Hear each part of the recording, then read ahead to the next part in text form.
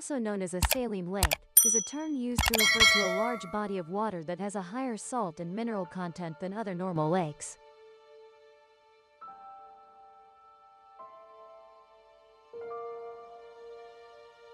The salt content levels used by the U.S. Geological Survey classify saline water into three categories. Slightly saline water, with a range of 0.1 to 0.3 gm per liter. Moderately saline water, around 0.3 to 1 gm per liter. Highly saline water. On Earth, seawater in the oceans is the most common source of saline water. The average salinity of the ocean is about 3.5 gm of salt per liter, or 35,000 parts per million. In a previous video, some of you said that calculating the salinity of seawater as a percentage is wrong, but in fact, all the above measurement units are used to calculate salt content in water, and whichever unit we use is correct. In some cases, salt lakes have a higher salt content than seawater, and there are even some hypersaline lakes where organisms cannot live. However, the salinity concentration of lakes is not fixed but varies with geography and weather. To date, there are two groups of salt lakes on Earth. The first type is formed from ancient ocean plates that were separated by tectonic structural changes. Typical examples of this form are the Caspian Sea, the Aral Sea, and the Dead Sea. In fact, these seas are considered salt lakes because they are not connected to other seas or oceans like the Black Sea. While the Caspian Sea and the Aral Sea are large salt lakes formed from remnants of an ancient sea that was separated from the ocean 5 million years ago. This has become a salt layer beneath the seabed. The second group of salt lakes includes closed lakes. Most of these lakes form in basins like Lake Eyre in Australia, or from tectonic cracks like Lake Ecological in Kazakhstan. Within this group of closed salt lakes, two smaller subgroups are formed. In the first subgroup, salt is formed from the structure of the lake bed strata, such as the salt lakes in Morocco, Mali, and Niger. In this subgroup, there are also lakes that become saline due to seawater seeping through. A typical example is Lake Hassal in Djibouti, formed 4 million years ago. Lake Hassal becomes saline due to seawater seeping through rock layers at a depth of 165. Over time, it has formed a 25 meters thick salt layer across Lake Hassal's bed and become a huge open pit salt. In the second subgroup, salt is brought into the lake by floodwaters from the sea. Due to no connection with the sea or ocean, if the water in this lake evaporates, it forms salt crystals clinging to cliffs or mixed in the sand at the lake bottom. This type of salt lake appears frequently in Saskatchewan and Manitoba, Canada.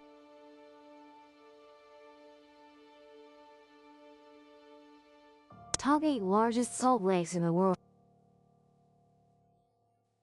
In 8th place on this list is Qinghai Lake in China. This lake has a surface area of about 4,625 square kilometers, located at an altitude of 3,196 meters. The lake is located in the northeast of Qinghai province and is an important water body for maintaining the ecosystem of the Qinghai. The average depth of Qinghai Lake is over 21 meters, and its water volume reaches about 105 billion cubic meters, 1.3 times the volume. Nearly 30 large and small rivers flow into Qinghai Lake. The eastern shore has two subsidiaries. One is Gahai with an area of about 48 square kilometers, and the other is Chadao with an area of about. During its initial formation about 200,000 to 2 million years ago, it was originally a large freshwater lake connected to the Yellow River system because the climate was mild and, until about 130,000 years ago, with neotectonic movements, the surrounding mountains were strongly uplifted, gradually forming surrounding mountain ranges, blocking drainage rivers and turning Qinghai Lake. Along with the climate becoming drier and hotter, meltwater from ancient glaciers accumulated and formed a larger, deeper lake, and by the end of the Pleistocene epoch, i.e., at least 11,700 years ago, it gradually changed from a freshwater lake to a salt lake. At that time, Qinghai Lake. Currently, Qinghai Lake is a tourist attraction in China. It is called the intersection of earth and sky due to its extreme altitude and vast area. There are times when it's hard to distinguish the color of the sky from the color of the lake, as the two blend together creating a dreamy scene. All four sides of Qinghai Lake are surrounded by famous high mountains, and it is said that it takes over 20 days to travel around Qinghai Lake. On the shores of Qinghai Lake, there are vast natural grasslands, fertile fields, and rich mineral resources, providing good conditions for livestock and agriculture. The Mengyu and rapeseed flower fields by the lake are considered the largest in China, with an area of up to 400 square kilometers. While the northeast of the lake has bird islands, which have been part of the Qinghai Lake Nature Reserve since 1997.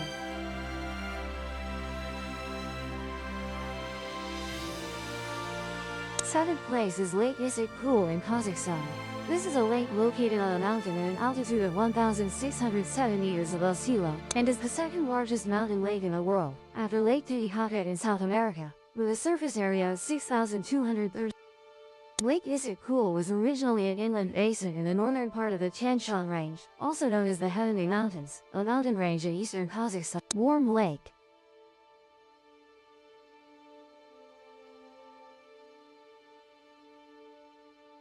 Snow from the mountain slopes melts and mixes with hot springs gushing from the ground to form Lake Ecological. In addition, water comes from over 100 different rivers and streams flowing into it.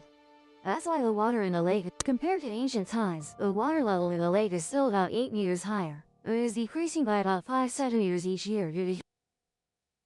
Since ancient times, the Kazakh people have recognized the value of the mineral hot springs around the lake. Kings and nobles of many former countries often chose Ecological as a winter resort. It was also a forest foothold on the eastern end of the Silk Road connecting China with. Many historians also believe this lake was the origin of the Black Death that ravaged Europe and Asia in the early and mid-40s. During the Soviet era, the government built many hotels, resorts, and sanatoriums around the northern shore of the lake. After the Soviet Union collapsed, Ecological tourism potential lay dormant for a long time and has only been awakened in the past decade. Lake Turkana. In sixth place is Lake Turkana, a lake in the eastern part of the African continent and one of the world's most famous saltwater lakes. Specifically, Lake Turkana has a surface area of up to 6,405 square kilometers, entirely located in the Great Rift Valley in Kenya, with a small northern portion of the Great Rift Valley is the result of the East African Rift stretching thousands of kilometers, and is a unique feature of the East African landscape. Although it is an inland lake, it is often called the Jade Sea due to its large size and unique, rarely. Since there is no outflow to the sea, the only rainwater is lost from the lake. However, from 1975 to 1993, the lake's water level dropped by about 10. By 2006, the construction of the Gilgel Type 3 Dam in Ethiopia further threatened the ecosystem of lake because the dam blocked the Omo River, which is the main water source for Lake Turkana. To date, Lake Turkana is about 250 kilometers long and its widest point is 44 kilometers, but its average depth is. The lake water is slightly brackish, with a salinity slightly higher than freshwater lakes, so it was once used as daily. However, due to decreasing water levels, increasing salinity, and fluoride content exceeding normal levels, it is no longer suitable for domestic or consumption. The land of crocodiles.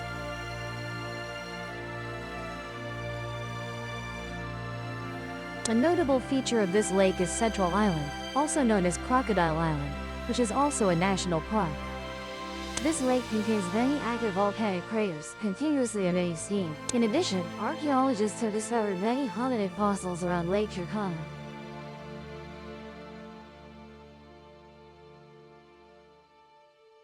In fifth place is also a saltwater lake in Africa, that is Lake Chott Melwer, also known as Chott Melgir. This lake is located in northeastern Algeria, about 240 kilometers south of the Mediterranean Sea, and is the largest lake in this North African country, with an area. The lake bed mainly consists of gypsum and mud, and is covered by a thick layer of salt in the summer. Setting foot here, the first impression of Chott Melwer is that it emits a smell similar to garlic. Although the soil inside and around the lake absorbs much condensed moisture overnight and can retain some for most of the day, due to high salt concentration it is almost a desert. During the rainy season, the lake is filled with water by seasonal rivers, mainly originating from the north and northwest. But in summer, the lake bed and most of the rivers supplying it dry up, so Chott Melwer often turns into a salt pan during this time. The annual evaporation volume can reach 20 cubic kilometers, which is twice the capacity of Vietnam's Hoa Binh hydropower reservoir, while annual rainfall is mostly low. The lakeside area has vegetation, including 72 salt-adapted plant species, such as sea lavender, bulrush, reedgrass, and seaweed. And because the lake has a salt concentration of up to 400 grams per liter, only certain animals, such as brine shrimp and artemia, can survive here. And in 2003, this salt lake was recognized as an important world wetland.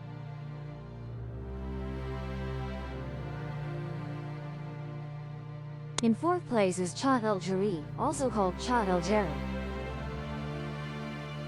This is an inland salt lake located in southern Tunisia. It is only about 120 kilometers southeast of Chott Melwer and about 120 kilometers. Chott. El Jareed.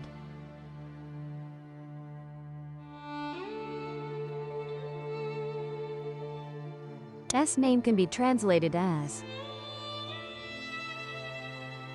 On November 7, 2007, this area was also recognized as a Ramsar site, meaning a wetland of international importance.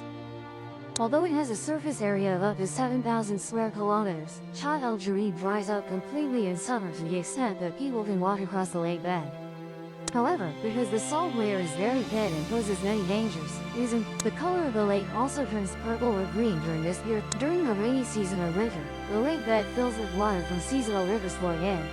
Because this wetland area changes seasonally and the lake's elevation also varies, some sources claim the maximum area can reach over 10,000 square kilometers. And the lake's elevation can be about 25 meters below sea level or 10 meters. Until the early 20th century, this was still home to crocodiles, but now only flamingos visit in spring. Or tourists come to admire the rainbow-colored salt mines and small surrounding lake. If you are a fan of the Star Wars series, the northwestern tip of Chat El Jareed is the setting for the Lars family homestead. In third place is Lake Eyre, also known as Cadi Thanda Lake Eyre. This is an inland lake with a surface area of up to 9,500 square kilometers located in the state of South Australia. It is simultaneously the lowest point in Australia, lying at an elevation of about 15 meters. Formed approximately 200 million years ago, the lake bed was full of water and 10 times larger than today until about but currently, like the two lakes mentioned above, Lake Eyre is not always filled with water. The amount of salt in the lake reaches up to 400 million tons, so when full, Lake Eyre has salinity comparable to. Besides, the main water supply for this lake comes from rainfall and surrounding rivers. Although these rivers flow quite regularly, due to high evaporation rates, they rarely reach Lake Eyre.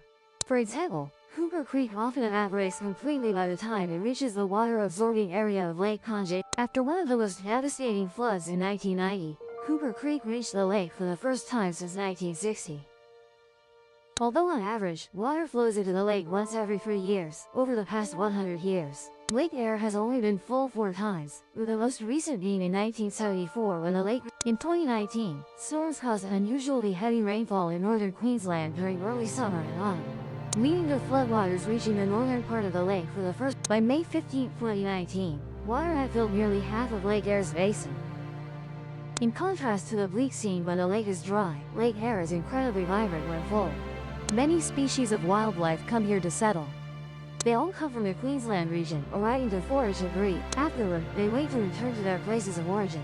Lake Eyre is also famous for its surprising. Whenever there is heavy rain in northern Queensland, water travels over 1,000 kilometers, crossing Australia's most remote areas to reach. After the rainwater arrives, the water in Lake Eyre transforms into a beautiful pink. This phenomenon occurs because the water causes the salt to dissolve, allowing pink algae to become more visible. In second place is a lake in Central Asia, which is Lake Balkhash.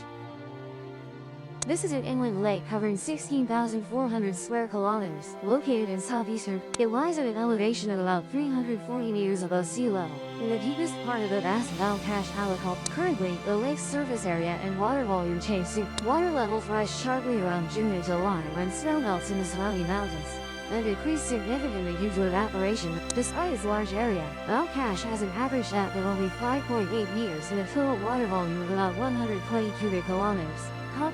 Balkhash is a lake with unique characteristics. Its rarity lies in its length of up to 600 kilometers, with a peninsula jutting out near the middle, forming a strait about 4 kilometers wide and 6 meters deep, dividing Lake Balkhash into 2 parts. The western part is a wide and shallow water body, accounting for 58% of the total lake area, with depressions only 7 to 11 meters deep, but it contains fresh water, with salinity ranging from 0. Meanwhile, the eastern part is much deeper, with an average depth of 16 meters and a maximum depth of up to 26 meters, characterized by high salt concentration up to 3.5 grams per liter in water. But the main reason for such a difference is due to Balkhash's water sources, mostly coming from rivers in the southwest, and the strait in the middle slows down water exchange between the 2 parts. Xinjiang, providing about 80 to 90% of the lake.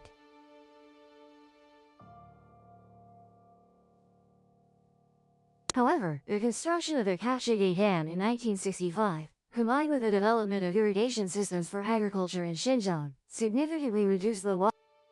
Desertification in the region, along with industrial development, is also a serious issue, causing severe dust storms and increasing lake evaporation, leading to rising salinity. There are a total of 43 islands in Lake Balkhash, covering an area of 66 square kilometers, but most of them are submerged when the lake's coastline also varies by region. While the western and northern shores are mainly cliffs composed of shale, granite, and limestone, about 20 to 30 meters high. The southern shore is sandy and low-lying, frequently flooding. The main cause of this issue is that the west and north of the lake border the semi-arid Kazakh uplands, while the south is the Sariasic Etura Desert.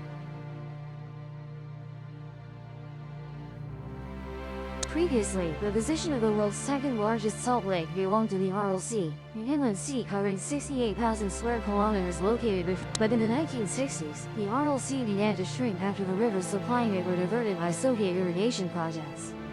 By 1989, the Aral Sea has split into two separate parts, the large sea in the south and the small sea in the north.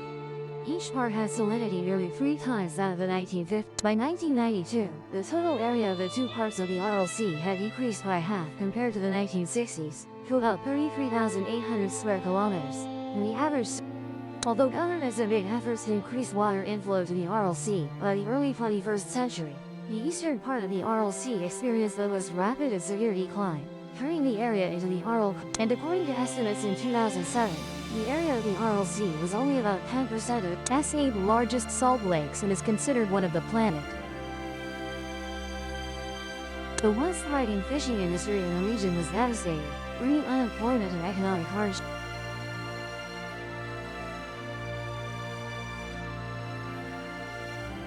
And topping the list of the world's largest salt lakes is the Caspian, stretching 1,200 kilometers from north to south with an area of 371,000 square kilometers, while its volume is accounting for 40% of the total lake water in the world. The Caspian is not only called a salt, but it is also the largest lake in the world, both in area and volume. For comparison, the entire land territory of Vietnam, plus Taiwan Island, is still slightly smaller than the area of the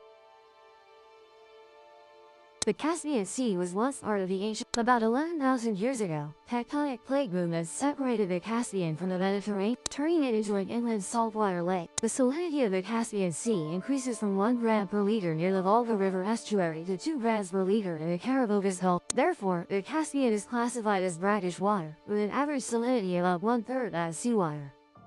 A notable feature of the Caspian Sea is that its water level tends to rise naturally. Since 1977, the water level has risen by more than 2.5 meters and continues to show an upward trend. The main reason is that the inflow of water exceeds the evaporation. The average depth of the Caspian is 211 meters, but the maximum depth reaches 1,025 meters. However, the lake's surface still lies about 28 meters below sea level. The Caspian has several small islands, mainly in the north, with a total land area of about 2,000. There are 130 rivers flowing into the Caspian Sea, with the Volga River being the largest water. The Volga contributes about 80% of the total water inflow to the Caspian, but most of these rivers are blocked by agricultural and transportation activities, especially on the Volga River, are significantly affected. To facilitate the transportation of goods, particularly oil and gas, the Soviet Union built the 101 kilometers long Volga-Don Canal in 1948. Connecting the Caspian Sea to the Azov. Ships with a capacity of 5,000 tons can navigate the canal. Besides transportation, the Caspian Sea is located at the crossroads between Asia and Europe, surrounded by 5 countries: Russia, Kazakhstan, Turkmenistan, Iran, and Azerbaijan. Thus, it can be said that the Caspian has a very important source. Another interesting feature of the Caspian is its rich oil and gas resources, with proven oil reserves of up to 15.31 billion barrels and over 200 billion cubic. However, most of the offshore oil and gas remain untapped due to conflicts among the 5 countries over border demarcation and energy resource sharing. This is because these countries have not agreed on whether to call the Caspian a lake or a sea.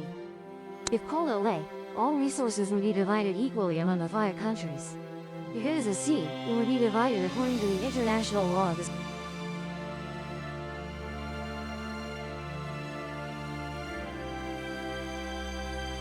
Above is an overview of the saltwater lake, as well as the top 8 largest saltwater lakes in the world that we compiled in 5 minutes.